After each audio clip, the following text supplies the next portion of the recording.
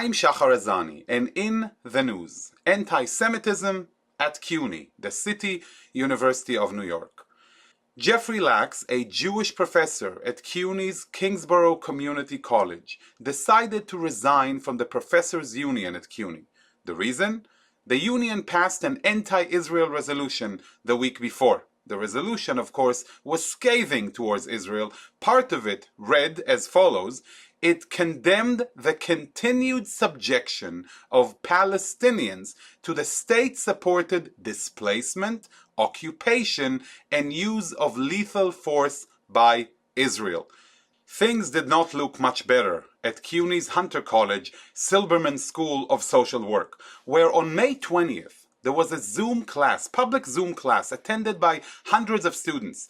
The Zoom class was hijacked by anti-Israel protesters who decided to cover the background screens with Free Palestine and continuously read a horrible manifesto about Israel, blaming Israel for quote-unquote hijacking the Holocaust for its own purposes, of ethnic cleansing, echoing Rashida Tlaib's comments, and apartheid.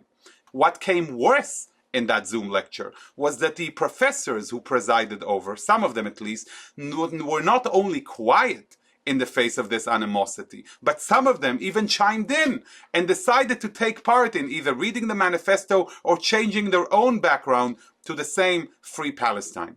Students who attended the Zoom session were horrified, thinking to themselves, what would have happened had we been there in person? But that's nothing new for CUNY's Hunter College.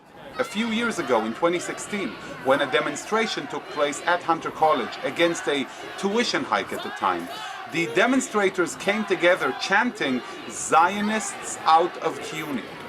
Zionists out of CUNY.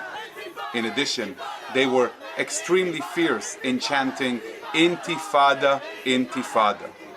Intifada, to remind all of you listeners and viewers, is the armed resistance against Israel's existence. Intifada, right here at Hunter College. So what does it look like on the ground for students and alums who are part of this great CUNY community? How does it feel to be under attack?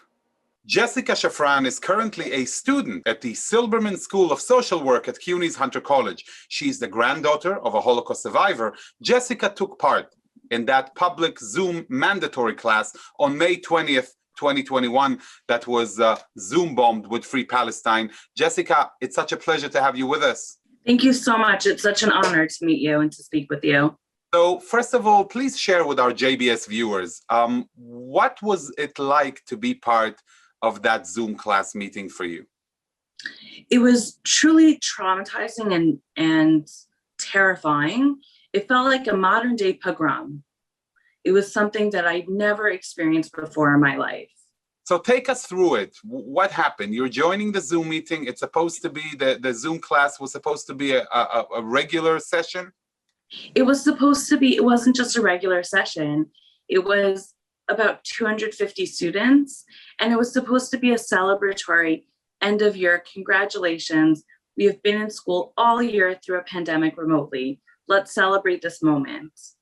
Instead, it became a Zoom bombing of Free Palestine and a silencing of any voice that did not support freeing Palestine, and a silencing of every Jewish student. What kind of claims were made against the state of Israel in that Zoom class? So the claim was made that Israel was an apartheid state. It was made that Israel is ethnically cleansing the Palestinians, and the claims that anti-Zionism and anti-Semitism are different. And it's okay to be an anti-Zionist, and that does not mean you're an anti-Semite. Even though that means that you're negating, the right for self-determination for only the Jews, it's still okay. Correct. And in addition, the next statements that were made were about BDS, and that the school must support the BDS movement. And you're sitting there listening to all of this. Suddenly the screen changes.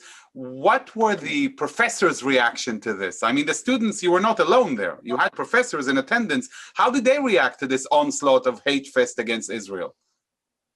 It was complete silence. And in addition, they were complicit in this. I was in a 2 p.m. session and there was a 9 a.m. session that had happened. And from what I understand, the 9 a.m. was a surprise. For the 2 p.m. session, it was not a surprise. The administration had emailed the professors to tell them that this was going to happen again at 2 p.m. So So what the you're saying is administration, that it happened twice that day? There wasn't just one correct, session, there were two sessions which were hijacked by these anti-Israel hooligans? correct. It was 2 sessions and they understood, they clearly understood that this was a hijacking, because for the 3rd session, the administration took control and did not allow it to happen. But 2 sessions it was allowed to be. Correct. And you're sitting there listening to this, and when you say the professors were complicit, what does that mean in the course of the lesson itself? What did they do or not do? They did nothing. When you're a host, we all know, we've all been on Zoom for the last year. When you are the host of a Zoom meeting, you can mute someone, and they did not mute anybody. They allowed and supported the students who were taking over this class to take it over. And my professor in a later session said to me, that's okay.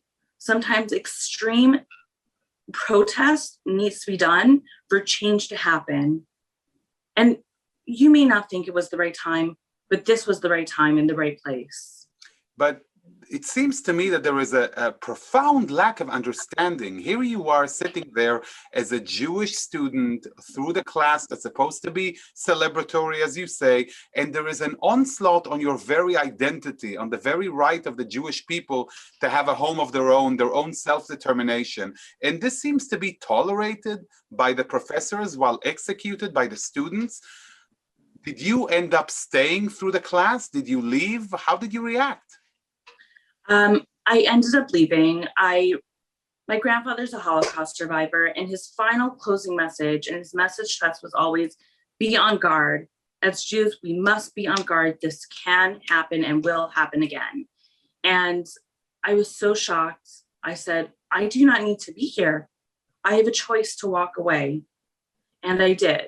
However, before I did, I left a message in the chat where I said, if you are truly committed to BDS, then stop using your cell phones, stop using your computers, because we know that technology was invented in Israel.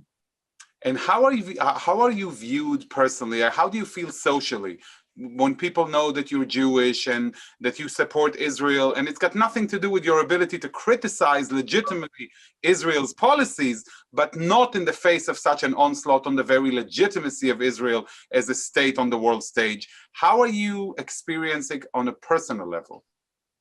On a personal level, I have a lot of support, and I'm very strong in my beliefs, and I'm very strong with myself. So there is not really anything someone can say to me directly that can bring me down and can tear me down. This has only made me stronger. This has only made me more determined and more determined to support Israel and to speak proudly as a Jew than I ever have before. And are you engaging with the administration or the professors in a dialogue, trying to explain to them? It's amazing that we live at a time where you have to do that, but explain to them what is wrong with their behavior vis-a-vis this kind of shenanigan? Yes, I have. There were 2 responses. I explained if Hunter and Silberman is against all hate, and we stand with the Black Lives Matter community and against hate towards the AAPI community, why do we not stand against the rise in anti-Semitism? And my question was met with silence. They Later, didn't even bother to honor you with a response. no, the silence spoke volumes. Later, that in that same meeting, someone from the administration said, we can put out whatever statement we want. However, people will still die. So there's no reason and no reason to put a statement out, which is even worse than the silence. Because every other form of hate is acceptable, aside from the most ancient kind that has plagued humanity for thousands of years and brought it to its knees in the moral abyss that is the Holocaust, that is not worthy of any specific statement made by the Silberman School administration, and that was met by silence. It's unbelievable. I listened to you with sheer amazement. And it's what's so interesting about it is so much of the year was we discussed intergenerational trauma related to the experience of people of color in America. And when you take a step back, intergenerational trauma began with the experience of Holocaust survivors. And to now deny intergenerational trauma that myself as a grandchild of Holocaust survivors experience is truly shocking and against everything that I've been taught all year. Jessica, the words of your grandfather echo in my ears and in the ears of all of the JBS viewers who are listening to you now, that it's our obligation not just to stand silently in the face of anti-Semitism, but be on guard and take action. And I have to give you tremendous credit for being at the forefront of this, and just know that you have my support and the support of so many people who are watching you now, admiring you for your courage in standing up for your beliefs. Thank you so much. I'm so sorry that this is how we have to meet, but I'm here and I'm standing up, and I will always be here to voice my support for Israel. Thank you, and it's a pleasure having you. I look forward to following up with you in the future and see where things go from here. Again, thank you, stay safe, and appreciate joining us on JBS. Thank you so much. Rafi Cooper is a student who just finished his first year at the Silberman School of Social Work at CUNY's Hunter College. He's devoted to social work, has a food startup, but sadly, he has also witnessed anti-Semitism firsthand. And we are interested in hearing his experiences here on JBS. Thank you so much, Rafi, for joining us on JBS. Thank you for having me. I really appreciate it. So tell us a little bit about your experiences as a student at CUNY's Hunter College. How is that going? For sure. So I'm a first-year student at Hunter College. I just finished my first year, and I've experienced a few situations of anti-Semitism. Unfortunately, it seems to be coming from the curriculum at Silberman. I would say that's the main part, and it's being passed on to professors, students, and administrators. And unfortunately, it seems that Silberman has a history of not taking anti-Semitism seriously and sweeping incidents under the rug and largely ignoring students' concerns for anti-Semitism and their safety. Rafi, just a few examples. Take us through that, because a lot of the people who are listening to this are not familiar with the reality on the ground. So when you say experience anti-Semitism as a student, what does that look like? So experience with anti-Semitism as a student, I would say looks like demonization of the state of Israel, demonization of the Israeli government, demonization of the concept of Zionism, and I would think misconstruing what Zionism is all about and misconstruing what the facts are in the state of Israel right now. Unfortunately, a lot of students and professors use words that they don't really understand the full meaning or implication of, such as, colonialist, imperialist, genocidal, ethnic cleansing, racist, apartheid, when in fact, that's not the reality on the ground in the state of Israel. It's not the reality of history. But unfortunately, it seems like Silberman is more concerned with using these buzzwords when, they don't realize the implications of using those words and what it means for Jews all around the world. We've seen in the last, month and a half, the real implication that has when you use those words, when you talk about Jews and Israel, and you try to make the stratification between being anti-Zionist and being anti-Semitic. And unfortunately, I've seen that firsthand. I've seen it in writing. I've seen it in readings given over by professors and by the administration. Rafi, when you're saying Zionism is misrepresented, what do you see? What do they see Zionism as, and how does it manifest itself?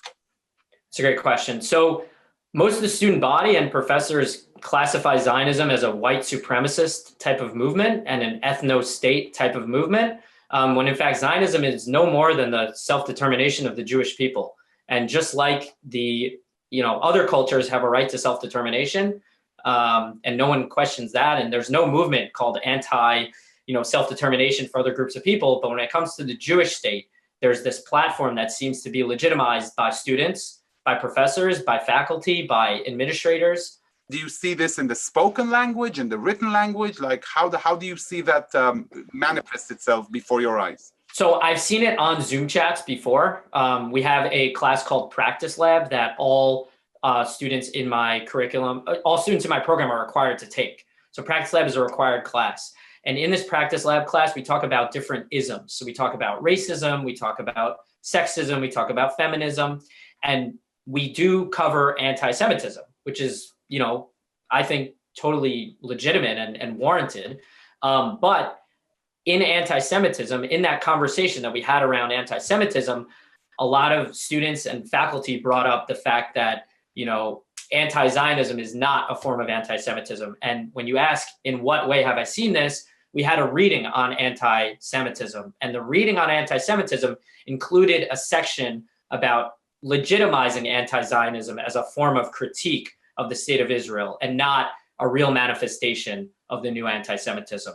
So I've seen that firsthand, and I voiced concern about that. And I was largely ignored. So Rafi, you're saying I voice concern, and you speak so well. But tell me, what does that mean, you voiced concern? How did it actually happen? Did you go up to the professor, the students? Did you send them an email? How does that work? And what were the reactions you received as a result?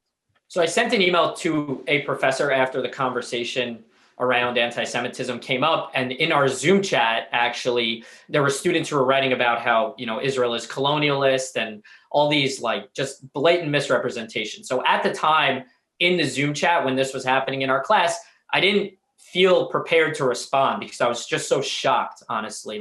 As someone who's Jewish and as someone who's been to the state of Israel multiple times and spent time there and lived there and spoken the language, I was in complete shock. And some students were, had Jewish sounding last names. So after the class, I sent an email to the professor voicing my concern about the conversation that there was taking place around the state of Israel, as well as the reading that was assigned for that week.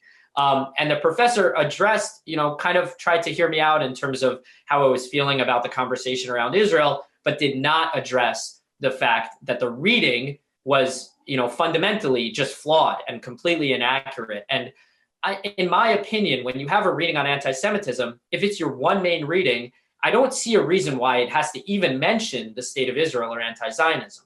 Because as we know, anti-Semitism has been around for thousands of years before there was a real technical state of Israel in 1948, before there was the Zionist movement starting in the late 1800s.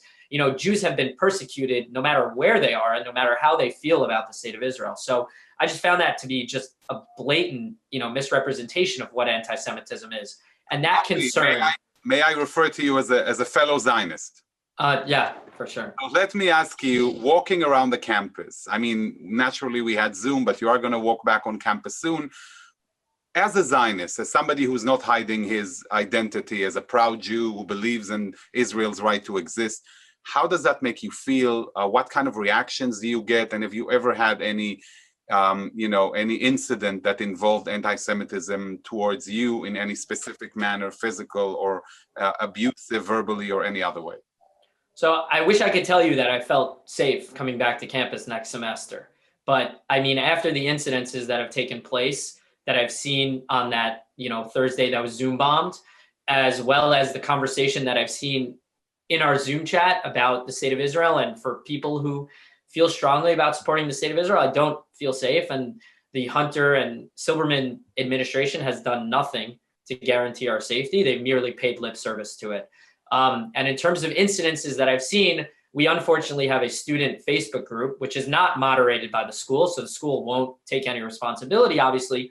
But the conversation around Israel has come up on multiple threads. And to see the way that students are speaking about the state of Israel, speaking about Jews, speaking about people who support the state of Israel, I'm telling you, it's scary. And these are people that I'm going to be in class with, that I'm going to be sitting next to.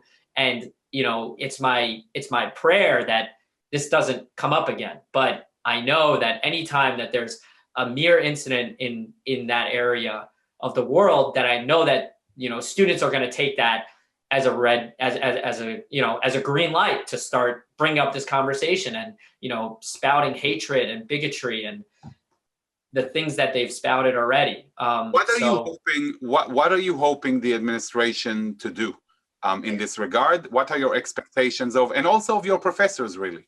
For sure. So I honestly, I think it starts at the fundamental level of our readings. I think if you're churning out readings on anti-Semitism that are blatantly misleading about what anti-Zionism is or what anti-Semitism is and isn't, I think that's honestly where it starts. And I think the school needs to, first of all, address that.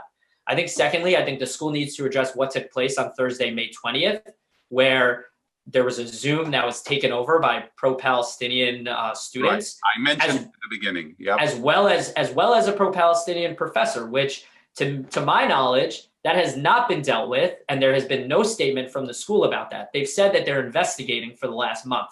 So in any investigation, you would expect that there would be witnesses or people interviewed, but as far as I know, no Jewish students were interviewed on their experience on that. Rafi, before we go, anything you want to ask our viewers who are watching you now, sympathizing you and listening to you, is there any call to action, anything that they can do to help you in your struggle? For sure.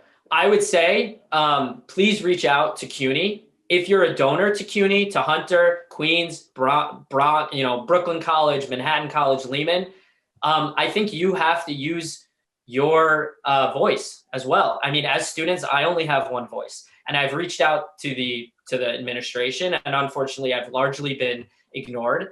But I know many people support this institution, and I think for a large part, it is an amazing institution. It does a tremendous amount of good. But I think right now there needs to be a correction, and they're not doing good. And I think if you're a supporter, whether it's by sending donations or whether it's with tuition dollars, I think you need to speak up, and I think you need to call for action, because it's unacceptable the way that this institution as a whole, CUNY as a whole, is treating its Jewish students and its pro-Israel students, which deserve to have a voice and deserve to have a safe space. And right now, they're not being given that. It's amazing to hear what you say. At this time, 2021, the Jews still have to fight to have a voice and to feel safe in the United States of America. And I'm sure, Rafi, that we will get back to you in the future to hear more about how this struggle is moving on. In the meantime, stay safe and much success on your endeavor. Just know we are with you 1,000%. Thank you so much for joining us on JBS today. Thank you. Michael Mantell is a psychotherapist and educator. He graduated from CUNY Hunter College in New York City with a bachelor's in psychology, a master of social work at the Silberman School of Social Work at CUNY's Hunter College, and he has been at the forefront of Holocaust education and fighting anti-Semitism. I am so happy to have him with us on JBS today. Thank you, Michael, for joining us. Thank you so much, Shahar. This is one of the greatest honors.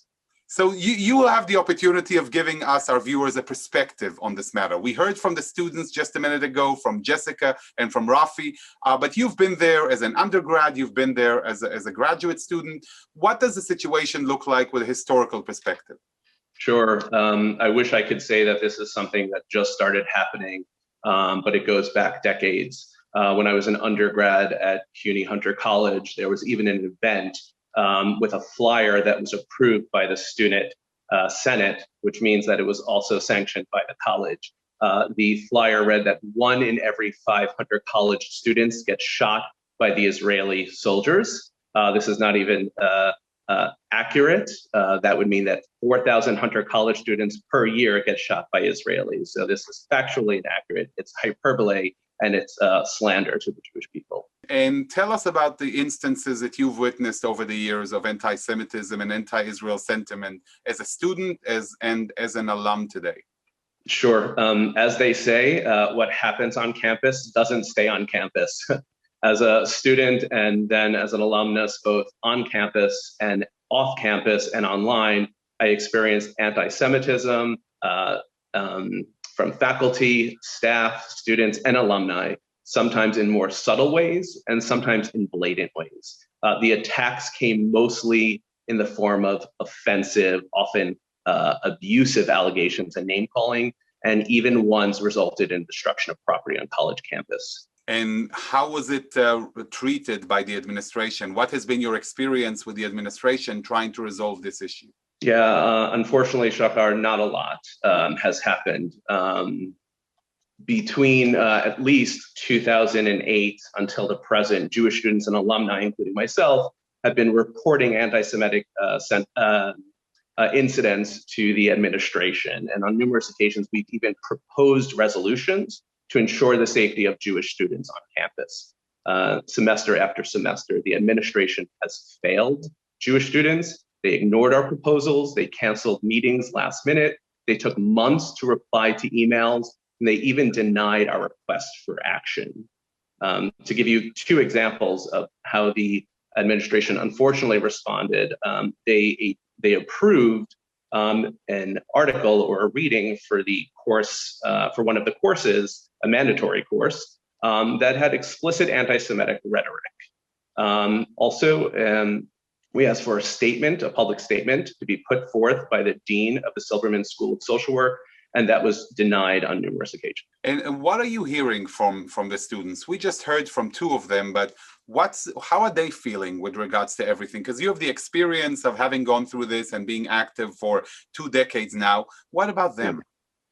Yeah, so just through informal conversations and also interviewing up to about 50 students and alumni or more, Jewish students feel intimidated and they feel silenced.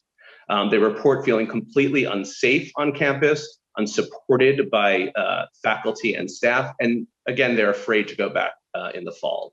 And students who said that if they have no other option, they will go back in the fall, have already expressed to the administration that they will do everything to cover up or remove anything that makes them identifiably Jewish in order to get through the semester. Wow, amazing to hear. Amazing to hear in 2021. Lastly, Michael, I just want to cap this with a call to action. You have so many people who are listening to you, who are viewing this show, and they want to know what they can do. So please share with us your vision for a call to action of how can we all be part of this Zionist power grid and help you to do the right thing. Thank you so much. And again, thank you so much for this platform, and thank you to JBS as well. I'll start by saying the problem is that Jewish students are afraid to speak up. This is because they think they don't know enough, and they're afraid of retaliation, and they also worry about being socially isolated from peers and future colleagues. So as alumni and members of the community, we need to support the students and demand that the administration protect these students from hate speech and discrimination. So as alumni and as community members, we can do the following. We can connect with students while they're in school and also after they graduate. We can reach out to our local organizations, synagogues, and elected officials and notify them of this ongoing problem. And we can contact the Dean of Silberman School of Social Work, Mary Kavanaugh. We can contact the president of Hunter College, Jennifer Robb, and the chancellor of CUNY, Felix Matos Rodriguez. And also, we can support faculty members in the opposition to anti-Semitic and anti-Israel resolution that was just passed by the CUNY Faculty Union. So your viewers can visit cunystatement.com, and they can sign and share the statement. And one more thing is that the CUNY faculty have a right to stop paying their dues if the union continues to support these resolutions that seek to boycott and demonize the state of Israel. Michael, you're absolutely fabulous for the work you do. I want to say a big, big thank you for your leadership, and I'm sure the students and the community in general is extremely, extremely lucky to have you. Well, thank you, Shahar. Coming from you, that's such an honor. Really appreciate it, and everything that you and JBS do. So there you have it, my friends. What you're hearing now is a call to action. Action, not just words, but actually taking action on the ground in reaching out and making our voices heard on this absolutely crucial matter for our future. Even if you don't have a child who goes to CUNY, the cues given from the New York establishment throughout the country on college campuses is significant. If there is enough backlash, if people understand that there is a cost to anti-Semitism, there is a cost to being complicit in endangering Jewish students on campus and to demonizing and dehumanizing the Jewish state, that is our only option to make it all stop. So I'd like to really repeat what Michael just said and what the students you've just heard said to you as well. It's time for actions, not just words. I want to thank all of you viewers for listening in and hope to see you on the CUNY website. I'm Shahar Azani. Until next time for JBS, Shalom and Lehitraot. See you soon.